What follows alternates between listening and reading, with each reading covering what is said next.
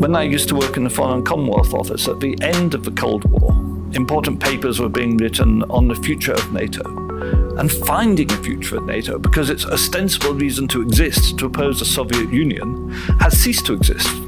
And not one of these papers considered whether NATO needed to continue. They were all about finding a new enemy for NATO, because of course NATO is an essential part of the justification for the military-industrial complex.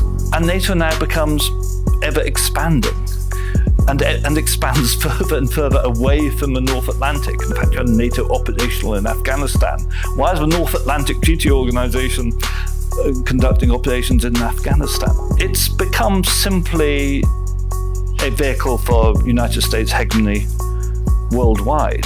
And as more and more countries join and the enemy is reduced essentially to Russia and China, my concern now is the positioning of China as an enemy. Why would China be an enemy? China has no territorial claims. China has not attacked any other country. There's never been in history a country so economically dominant as China, which has no territorial ambitions and isn't attacking any other country. This demonization of China for no particular reason, and this new arms build-up to prepare for conflict with China is really the next big worry.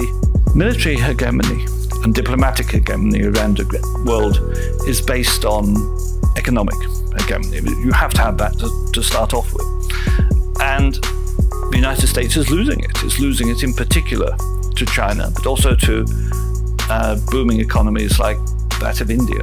So the focus of power is bound to shift. Historically, it's just got to shift from the United States and its alliances to new alliances that reflect the new economic power in the world. And that's why BRICS came into being. It's why the movement not to use the dollar for international transactions has gained currency, and it's why so many other countries are now lining up to try to join BRICS. It's fascinating that the real diplomatic efforts to end the war in Ukraine are not taking place in Washington or New York. They're taking place in Ankara and in Beijing.